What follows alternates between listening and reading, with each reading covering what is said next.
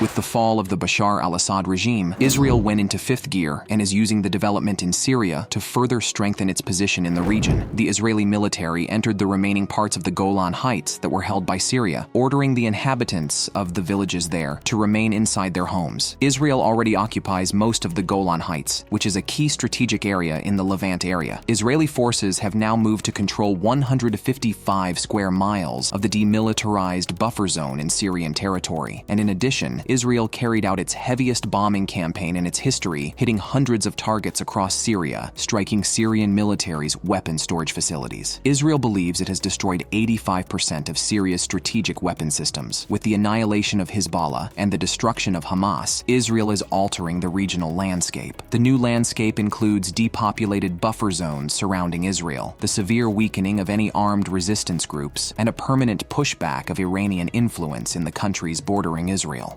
American silence on these Israeli actions would indicate they support such a strategy.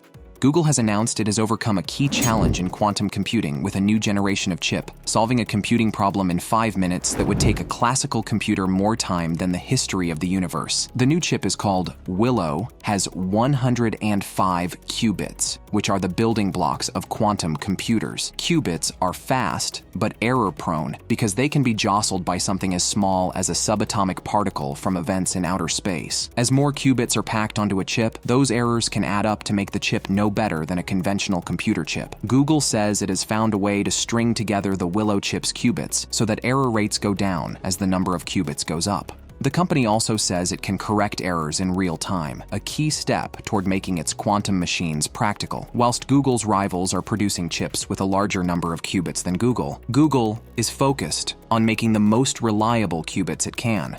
Strikes on Iranian nuclear facilities are being seriously considered within the Donald Trump transition team, according to the Wall Street Journal. While there is no proof Tehran is trying to make a nuclear weapon, Washington and Tel Aviv are threatening to attack Iran's nuclear energy infrastructure. Iran's weakened regional position and recent revelations of Tehran's burgeoning nuclear work have turbocharged sensitive internal discussions. According to the Wall Street Journal, President-elect Trump and Israeli Prime Minister Benjamin Netanyahu have recently discussed potentially attacking Iran, while the U.S. intelligence community, the IAEA, the Pentagon, and Tehran all say Iran is not developing nuclear weapons. The incoming Trump administration and Tel Aviv say they are concerned the Islamic Republic will obtain a nuke. Trump and Netanyahu perceive Iran as weak, given Bashar al-Assad's ouster in Syria and Hezbollah's concessions in its truce with Israel. Emboldened by recent events, Washington and Tel Aviv could attempt to strike Iran, believing Tehran is vulnerable.